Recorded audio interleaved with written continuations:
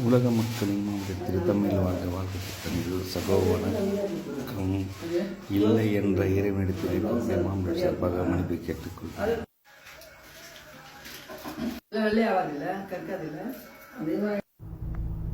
இப்போ நம்ம எதை பற்றி பேச போகிறோம்னா, இது வரைக்கும் நான் நிறைய வீடியோவில் அறிவு 6 கிடையாது, அது அறிவு 6ல் சுருக்க முடியாது, அறிவு 10 அப்படின்னு 10 அறிவுகளை பற்றி பேசியிருக்கோம். அதில் முக்கியமாக 10வது அறிவு இறைவனை அறிவும். இன்னொன்று இது முக்கியமாக தெரிஞ்சுக்கணும்னா, நான் நிறையா தலைப்பில் வீடியோ பண்ணிக்கிறேன். PTN basic to know, PTN 65 போனால் இன்னும் விவரமாக தெரிஞ்சுக்கலாம். இப்போ அந்த 6 அறிவு பேசினா, இப்போ கல்கி அவதாரம், கல்கி 10 அப்படின்றது பாகம் இது 5. இப்போ நான் கல்கி அவதாரம்னு ஒன்று பேசும் பொழுது, நான் இந்த அவதாரம் என்பது புராண கதைகளில் இருக்குது, படிச்சிருக்கலாம் நீங்கள். அதை பற்றி நான் எதுவும் பேசலை, கல்கி அவதாரம்னு சொல்லிட்டேன், அவ்வளோதான். கல்கி அவதாரம் அந்த விஷ்ணு பகவானுடைய 10 அவதாரங்கள். இதில் 9 அவதாரம் சொல்லப்பட்டிருக்கு.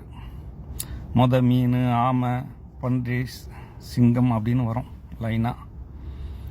இதில் இப்போ என்னன்னா, அந்த 7வது ராமர் அவதாரம், 8வது பலராமன் வரும், அப்புறம் 9வது கிருஷ்ணர் வரும். இதுலேயும் சில பேர் மாற்றம் செஞ்சு ராமருக்கு அப்புறம் கிருஷ்ணன் 8வதாக வச்சுக்கிட்டு 9வது புத்தரை கூட வைக்கிறாங்க. இதில் என்ன ஒரு விஷயம்னா, புத்தர் கடவுள் இல்லை, சத்தியத்தை தேடுங்கன்னு சொன்னவர். அதே நேரத்தில் கடைசி வரைக்கும் அவரால் சத்தியத்தை தேட முடியல. கடைசியில் தன்னுடைய சிஷியர்கள்ட்ட சொன்ன வார்த்தை நீங்கள் சத்தியத்தை தேடுங்க, தலைவனை தேடாதீங்க அப்படின்னு சொல்லிட்டு அவர் போய் சேர்ந்துட்டார். இப்போ இந்த 10ன்னு ஒன்று வரும் அப்படின்ற ஒரு விஷயம் இருக்குது. இப்போ 10 இது வரைக்கும் இப்போ இறுதி இறை தூதர் அப்படின்னு சொல்லக்கூடிய முகமது நபி அவர்கள் கூட தன்னை 10வது அவதாரம் சொல்லலை. இருந்தாலும் இந்த ஜாக்கிர் நாயக் போன்றவங்கலாம் சில ஆராய்ச்சி குறிப்புகளை எடுத்து புராணங்களில் 10வது அவதாரம் இப்படி இருக்குன்னு சொல்லப்பட்டிருக்குன்னா, அது இவரை தான் குறிக்குது அப்படின்னு சொல்லிக்கிறாங்க. இதுவும் ஒரு விஷயம் போயிட்டுருக்கு. இப்படி இந்த 10 அவதாரம் அப்படின்னா 10வது ஒன்று அப்படின்னா அது கலியுகுல வரும் அப்படின்ற மாதிரி ஒரு இது சொல்லப்பட்டிருந்தாலும், அது யார் அப்படின்றது தான். இப்போ அவங்க என்ன செய்யணும்னா, அந்த 10வது அவதாரம் எப்படி இருக்கும்னா, எல்லா ஆன்மீகங்களுக்கும் ஒரு ஒரு ஒரு குழப்பமான ஒரு கேள்வி இருக்கும். அந்த குழப்பமான அந்த கேள்விக்கு பதில் கிடைக்கணும். இப்போ இருக்கக்கூடிய அத்தனை ஆன்மீகங்கள்லையும் நிறைய குழப்பமான கேள்விகளும் இருக்குது. ஆனால் அந்த கேள்விகள்லாம் கடந்து மனிதன் அந்த மதத்தை ஏன் பிடிச்சிக்கிறான்னா, மதம் ரொம்ப அழகானது. மதம் இல்லாமல் வாழ்கிறது ரொம்ப கஷ்டம் அப்படின்றத. ஏன்னா ஒரு நல்ல ஒழுக்கத்துக்காக தான் பிள்ளைங்களை நல்லா வளர்க்கணுன்னா மதம் ரொம்ப அவசியம் தேவைப்படுது. பிள்ளைங்களுக்கு பேயை காட்டி பயம் ஊற்றுற மாதிரி கடவுளையும் காட்டி பயம் ஊற்ற வேண்டி இருக்குது.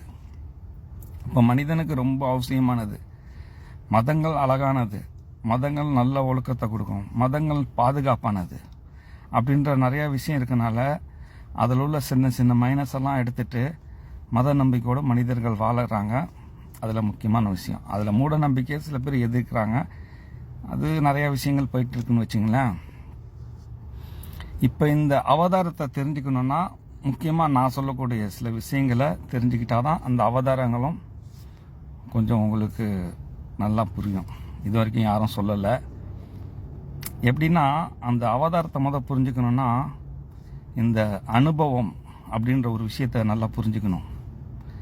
இந்த அனுபவம் எப்படின்னா, அணு பாம் அப்படின்னு எடுத்துக்கலாம், அப்புறம் அணு ஓம்னு எடுத்துக்கலாம். அதாவது ஒரு வெடிப்பு மூலமாக நம்ம வந்துட்டோம், கடைசியில் ஓம் என்ற அமைதியில் போயிடுறோம்.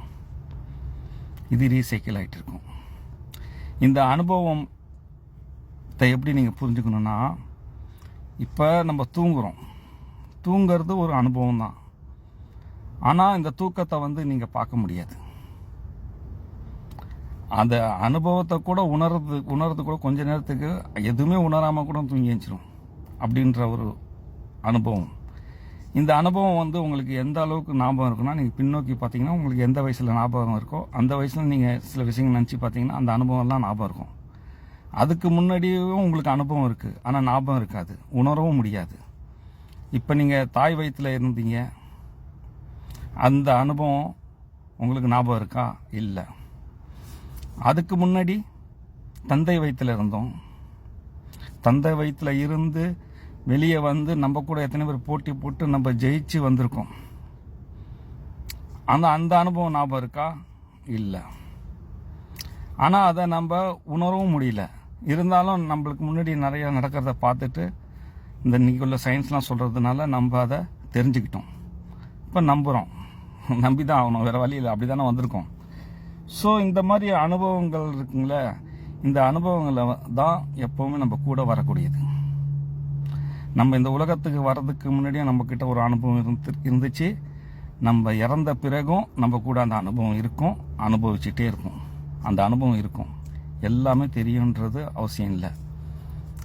ஆனால் நம்ம உணரணும், யோசிக்கணும், இருக்குன்னு நம்பணும். இந்த அனுபவம் எப்படின்னா, இன்னைக்கு காலம் வந்து ஒளிப்பதிவு காலம். இப்போ எல்லாமே ஒளியில் பதிவாகிறது, புகைப்படம் எடுக்கிறது, இது எல்லாமே இந்த காலத்தில் நம்ம நுழைஞ்சிட்டோம். இப்போ வந்து என்கிட்ட இருக்கிறது வந்து எங்கள் முன்னோர்களுடைய புகைப்படம் எடுத்துக்கிட்டோன்னா எங்கள் அப்பாவுடைய புகைப்படம் இருக்குது, எங்கள் தாத்தா பாட்டி இது இல்லை. அதுக்கு பின்னோக்கி போய் பார்த்தீங்கன்னா இல்லை. ஆனால் இனி வரும் காலத்தில் வந்து எல்லாருடைய இதுவும் ரெக்கார்டு இருக்கும். இன்றைக்கி அரசாங்கமே எல்லாரோட புகைப்படத்தை எடுத்து வச்சுக்குது, அப்போ இருக்குது. ஆனால் இந்த காலத்துக்கு முன்னாடி என்ன காலம் இருந்துச்சு? எழுதுகிற காலம் இருந்துச்சு, எழுத்தால் பதிவு பண்ணுற காலம் இருந்துச்சு. அதுக்கு முன்னாடி வாய்மொழி காலம் இருந்துச்சு, வாய்மொழியில் சொல்கிறது. அதுக்கு முன்னாடி ஆர்ட், வரைஞ்சி காட்டுறது. அதுக்கு முன்னாடி அனுபவம் தான். இப்படி ஒரு காலங்கள் இருக்கிற மாதிரி அப்போ நம்மளுக்கு இந்த காலத்தில் வந்து நம்ம வந்து இப்போ வந்து எழுத்துல இல்லாத ஒரு காலத்தில் கூட நம்ம முன்னோர்கள் வந்து ஒரு ஊரில் இருக்காங்க, ஒரு 100 பேர் இருக்காங்கன்னா அதுலேருந்து ஒருத்தவங்க வெளியே வந்து சொல்லுவாங்க, இங்கே அதுக்கு முன்னாடி இது இருந்துச்சு தான் பிள்ளைக்கு சொல்லுவாங்க. அதெல்லாம் மாறி போயிருக்கும். அந்த பிள்ளைங்க வந்து தான் பேர பிள்ளைங்களுக்கு சொல்லுவாங்க, அதெல்லாம் மாறி. ஆனால் வாய்மொழியாக வரும், இது இப்படின்ச்சு. இப்படியே பல இது அப்படியே மாறி மாறி மாறி மருவி எல்லாமே இன்றைக்கி உள்ள பார்க்குறது ஃபுல்லாக இன்றைக்கி எல்லாம் அப்படி வந்தது தான். அப்படி இருக்கும்போது எல்லா விஷயமும் ஒரு அனுபவத்தில் கதையாக வந்துட்டு இருக்கும், அப்படியே வந்திருக்குது. அப்படி வந்திருக்கும் போது தான் இந்த 10 அவதாரத்தின் கதைகள் கூட எப்படின்னா, ஒரு மீன் தண்ணிக்குள்ளேயே இந்த மீன் வெளியே வருது, ஆமையாக வெளியே வந்ததும் அந்த சொல்லுது, ஆமையாக வந்துடுது. வந்த பிறகு சொல்லுது, நம்ம தண்ணியில் இருந்தோம், நம்ம முன்னோர்கள்லாம் தண்ணியில் தான் இருக்காங்க, இப்போ நம்மலாம் தரைக்கெல்லாம் வரோம் அப்படின்னு. அப்புறம் இன்னொன்று இது வந்து தரைக்கு வந்து அப்படியே தரையிலேயே இருக்கிற மாதிரி பன்றியாக மாறுது. அது சொல்லுது, நான் ஆமையாக இருந்தேன், தண்ணியிலலாம் போனேன், இப்போ வந்து தண்ணிக்கு வெளியில் தான் நான் இருக்கிறேன், ஆனால் உள்ளெல்லாம் போக முடியல. அது வந்து ஆமை சொன்னிச்சு மீனாக இருந்தேன்னு. அதுக்கப்புறம் பன்றி சிங்கமாக மாறுது.